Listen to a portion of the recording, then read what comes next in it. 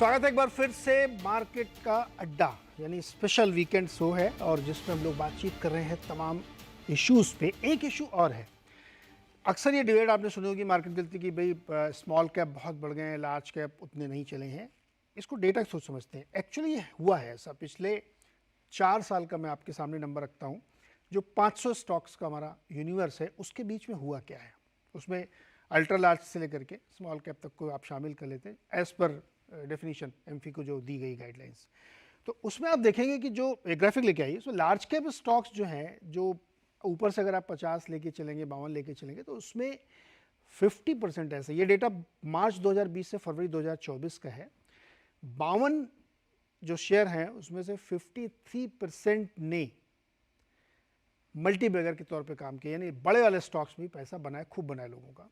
Mid cap में 53% है, but small cap में 68%, यानी वहां बहुत ज़्यादा तेज़ी आई है मार्केट में पिछले 4 सालों में। यानी प्रिसाइसली कोविड के बाद से जो रैली बनी थी उसमें स्मॉल कैप ने आउट परफॉर्म किया है। ये बिल्कुल डेटा आपके सामने इस बात की गवाही देता है, और इसीलिए बार बार बीच बीच में ये बात चर्चाएं भी आती हैं कि स्मॉल कैप में बहुत ज़्यादा तेज़ी है। निफ्टी 50 को जब आउट परफॉर्म करने की बात आ रही है तो स्मॉल कैप ने 40% टाइम्स जो है 40% आउट परफॉर्म किया है, मिड कैप 31% और लार्ज कैप ओनली 17%। तो इसमें कोई शक नहीं है कि छोटे वाले शेयर्स ने बहुत तेज़ी से आउट परफॉर्म किया है और चीज़ों को लाई है। अब इसमें दो व्यू बनते हैं। एक, कुछ लोगों का कहना है, कई फंड मैनेजर्स कहते हैं कि मिड कैप में तो फ्रॉथ हो सकता है लेकिन स्मॉल कैप में नहीं है, बावजूद इसके कि उसने सबसे ज़्यादा तेज़ी दिखाई, क्योंकि उसकी अर्निंग जो इतनी आई है वो इसके एवेल्यूएशन को जस्टिफाई करती है। हाँ, लार्ज कैप लेगाड़ रहे हैं, उसमें उतनी तेज़ी नहीं बनी है कंपैरेटिवली। इसको कैसे समझा जाए? क्या ये सही समय है? तमाम घटनाओं को देखते हुए अभी हम चर्चा करते हैं, एनबीएफसीज में भी बहुत जगह आईपीओ फाइनेंसिंग हो रही है, लिवरेज फाइनेंसिंग हो रही है, गड़बड़ हो रही है, तो थोड़ा पैसा उधर जाना चाहिए, आर्बिट्राज होना चाहिए। गुरमीत जी, आपसे शुरू करें, आपका क्या व्यू है इस पर? तो नीरज जी, अगर आप इसको डेटा से कोरिलेट करें, अभी आप Q3 का नंबर देखते हैं जो अभी आया है, हमारा अर्निंग ग्रोथ Q3 का BSE 500 का, क्योंकि आपने 500 की बात करी, 25% है। और रेवेन्यू ग्रोथ जो है 7%। मतलब जो प्रॉफिट बढ़ा है वो रॉ मटेरियल के सॉफ्ट होने से, इनपुट कॉस्ट के सॉफ्ट होने से और बेटर रियलाइजेशन से बढ़ा है। वॉल्यूम लेड कंट्रीब्यूशन कम है। तो इसको अगर आप फर्दर ब्रेक करेंगे तो जो टॉप 100 कंपनीज हैं उसने 77% कंट्रीब्यूट किया है अर्निंग्स में, और 70% कंट्रीब्यूट किया है टॉप लाइन में। तो जो नतीज जो जो आंकड़े हैं वो ये बता रहे हैं कि जो टॉप 100 है उसका ज्यादा कंट्रीब्यूशन है रेवेन्यू में, निफ्टी 500 के और प्रॉफिट में। और स्मॉल मिड कैप का थोड़ा कम है और वैल्यूएशन रिवर्स है। इसके अलावा आपने 4 साल का डेटा दिया, आप थोड़ा सा इसको लंबा कर दीजिए 10 साल में, और आप निफ्टी 50 का, निफ्टी 200 का, निफ्टी 500 का, निफ्टी मिड कैप का और स्मॉल कैप इंडेक्स का रिटर्न निकालेंगे 10 साल का, तो 2 से 3% का लॉन्ग टर्म में डाइवर्जेंस है। तो और आप पिछले साल अगर देखेंगे तो ये डाइवर्जेंस जो है वो 30-40% है। निफ्टी 20-25% है, मिड कैप 50% है, स्मॉल कैप 60-62% है। तो कहीं न कहीं थोड़ा-सा कैच अप होगा। और हमने एक चीज़, अगर आपने नोट की हो, बाज़ार की जो ब्रेडथ थी पिछले कुछ दिनों में, स्मॉल मिड कैप में थोड़ा करेक्शन आया है और निफ्टी जो है आपको न्यू हाई दिखा रहा था पिछले 2-3 दिन में, आज का रिवर्स अगर आप छोड़ दीजिए। और नीरज जी, 2017 में एग्ज़ैक्टली यही हुआ। स्मॉल कैप इंडेक्स ने बहुत अच्छा रिटर्न दिया था। 2018 में जैसे अनुराग जी ने बोला, कैटेगराइज़ेशन चेंज हुआ और 20-25% का करेक्शन आया और निफ्टी का लेवल पे ज़्यादा चेंज है। इस स्पेस में बस रिस्क ये है कि आपको ऑप्टिकली मार्केट में नहीं लगेगा कुछ हुआ है और नीचे पोर्टफोलियो में काफ़ी पिटाई हो जाती है। तो थोड़ा-सा रीबैलेंसिंग के मैं फ़ेवर में हूँ। थोड़ा-सा मैंने पहले भी बोला है, मैं तो बॉन्ड्स में भी बोलता हूँ थोड़ा-सा रीबैलेंस करना चाहिए। थोड़ा-सा लार्ज कैप में रीबैलेंसिंग करनी चाहिए और थोड़ा-सा काउंटर सिक्लिकल होना चाहिए। जब जिसने अच्छा नहीं किया है और प्रॉब्लम वहाँ पे आपको लगता है टेम्परेरी है, जैसे बैंक्स हैं, अब थोड़ा रिकवरी शुरू हुई है। आप बैंक का ईपीएस देखेंगे तो डबल हो गया है 2 साल में। लेकिन जो बैंक निफ्टी है वो सिर्फ 20% ही ऊपर है।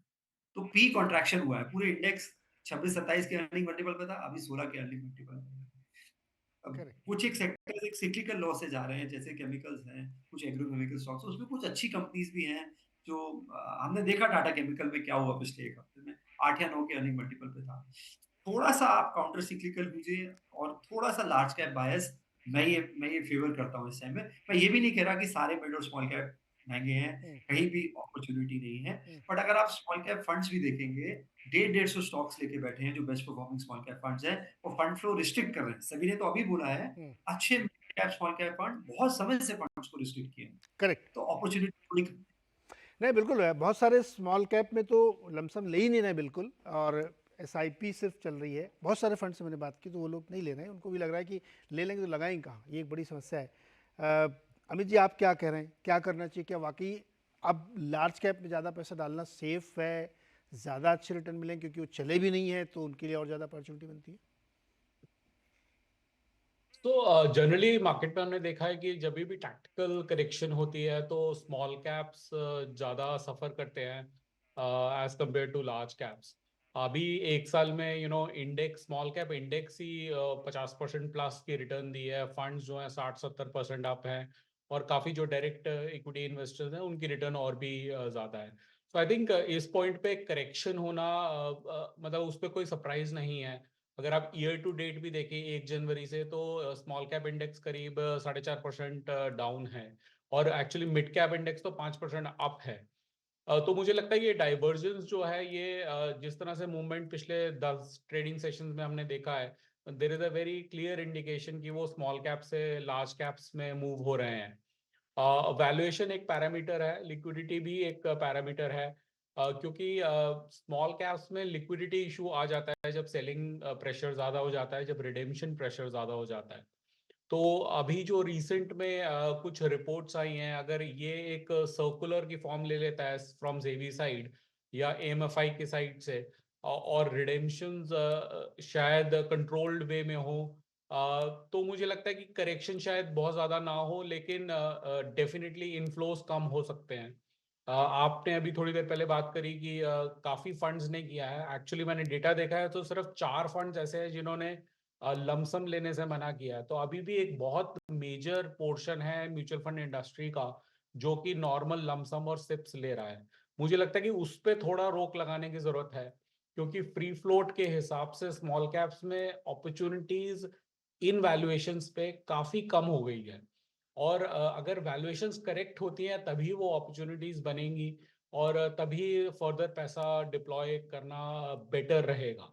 तो शॉर्ट टर्म में मुझे लगता है कि डेफिनेटली लार्ज कैप्स की तरफ मूव हो रहा है, मार्केट ऑलरेडी मूव कर गया है।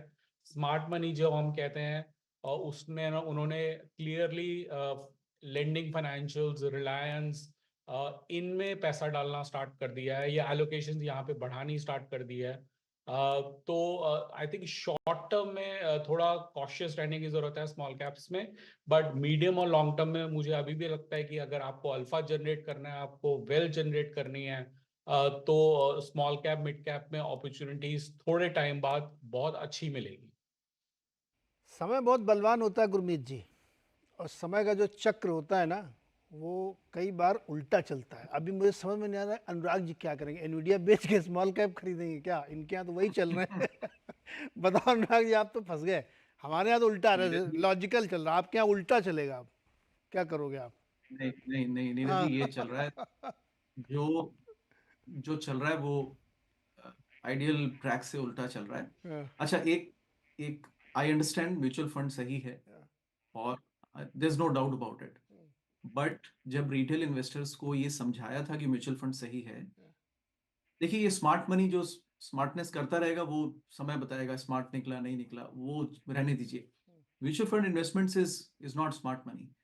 और जब म्यूचुअल फंड सही है तो उसके कुछ कार्डिनल रूल्स ऑफ एलोकेशन होते हैं। हम पहले भी बात कर चुके हैं, अबाउट 78% प्रॉफिट पूल जो है वो लार्ज कैप में ही लाई करता है।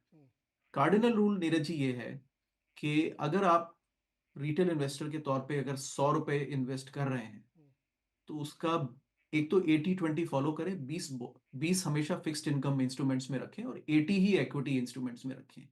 और इस 80 में से करीब 50 आपका लार्ज कैप में ही रहेगा, जो रिमेनिंग 30 है, सो 100 में से 30 इसमें मिड और स्मॉल कैप का एलोकेशन रहेगा। और अगर आप इंडिविजुअल स्टॉक्स भी करना चाहते हैं तो ये इसी 30 में करिए, तो 15-15 कर दीजिए। सो ब्रॉडली ये कार्डिनल रूल है। अब इसको माइंड में रखते हुए एलोकेशन अगर आप करेंगे तो म्यूचुअल फंड सही है। अदरवाइज आई थिंक ये मार्केट में थोड़ी मिस डायरेक्शन हो गई है। And this is exactly the problem that I was saying earlier कि अब आप कोई फंड्स को रेस्ट्रिक्ट करेंगे तो फिर तो लोग और आएंगे उसके पीछे, अब तो वेटिंग लिस्ट तैयार हो जाएगी। रादर कुछ फंड्स अलाउ करेंगे तो लोग बोलेंगे चलिए उधर कर लेते हैं। It will be seen as a recipe of making money कि यार स्मॉल कैप्स ही लगाइए, अब तो रोक परमिट नहीं किया जा रहा है, पैसा ले नहीं रहे लोग, तो people will find ways to find the money into the small caps. This is a classic problem of market intervention जो कि नहीं होना चाहिए था। तो I think Neeraj ji at least इस हमारी चर्चा से अगर इन्वेस्टर्स कुछ, और इसमें स्मार्ट होने की जरूरत नहीं है आपको। If somebody says large cap तो परफॉर्म नहीं करे 3 साल से, भाई इसीलिए तो रूल आया था कि आप इसको देखिए ही मत, लॉन्ग टर्म में they will perform the way they have been doing, right. अगर आप इतने ही स्मार्ट हैं कि अगर आप देखते हैं जब जो फंड परफॉर्म करेगा मैं वहां चला जाऊंगा, फिर आपको इस चर्चा की जरूरत भी नहीं है, फिर आपको किसी एडवाइजर की भी जरूरत नहीं है, फिर आप वो कर सकते हैं। लेकिन generally for anybody who wants to invest in mutual funds ये कार्डिनल रूल्स कभी ब्रेक नहीं करने चाहिए। जी देखिए, मैं तीनों हमारे जो गेस्ट हैं इनसे 100% सहमत हूँ और कोई भी इससे डिसएग्री नहीं कर सकता कि यही सही तरीका होता है। लेकिन क्या होता है ना सर, जब फोमो होता है ना, जब एक एक दिन में 10-10%, 20-20% एनवीडिया चलता है ना, तब फिर ये सब ज्ञान ना साइड में हो जाता है। ये प्रैक्टिकल बाजारों में इसलिए क्योंकि इन्वेस्टर के मन में रहता है यार अनुराग जी ने बताया था मत लगाओ, ये पता लगा ट्रिलियन गुना हो गया 2 महीने में, और उनका ज्ञान लेके मैं क्या करूँ। पॉइंट यहाँ पे मैं कहना चाहता हूँ, जो हमारे दोस्तों ने समझाया है आपको, यही अंतिम सत्य है। अगर आप उस फ्रेंजी में फंसेंगे तो आप बहुत बुरे फंसेंगे। इसलिए पीस ऑफ माइंड रखिए।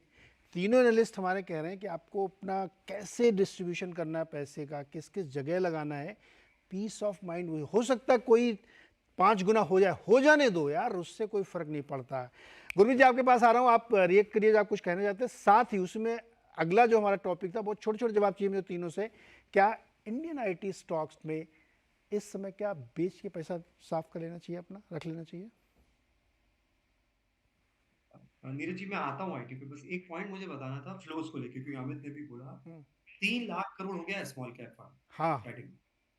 तो ये जब, और उसमें एसआईपी बुक 50% एसआईपी बुक जो 18-19 हजार करोड़ की बुक है, और महीने का आज 7-8 हजार करोड़ स्मॉल कैप फंड में जा रहा है।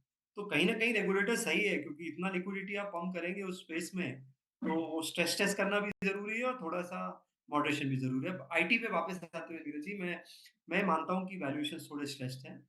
एक समय था जब काफी बार्गेन था 6 महीना पहले, जैसे मैंने पहले भी बोला। अभी आपको थोड़ा सिलेक्टिव होने की जरूरत है, और आपको थोड़ा रेवेन्यू मिक्स देखना पड़ेगा। जैसे अगर आप लार्ज कैप में एचसीएल देखें तो उनके 3 बिजनेस हैं, आईटी सर्विसेज है, इंजीनियरिंग रिसर्च एंड डिजाइन है, और प्रोडक्ट और प्लेटफॉर्म है। और आईटी सर्विसेज में और ईआरडी में भी उनकी नॉन डिस्क्रिशनरी स्पेंडिंग बहुत है।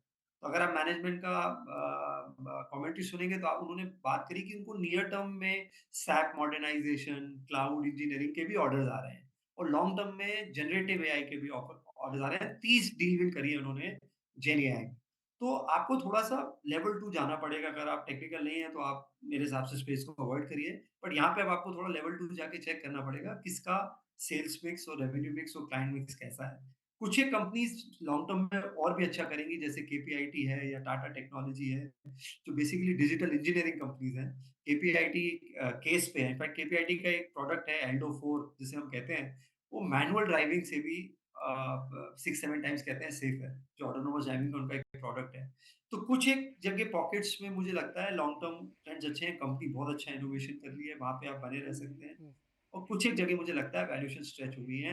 आप 60, 70, 80 का अगर अर्निंग मल्टीपल देखें वो मिड कैप वो आईटी वो में। तो बिल्कुल जस्टिफाइड नहीं है, बिल्कुल जस्टिफाइड नहीं है। अमित, बहुत छोटे में हमें जवाब चाहिए, समय एकदम खत्म हो रहा हमारा।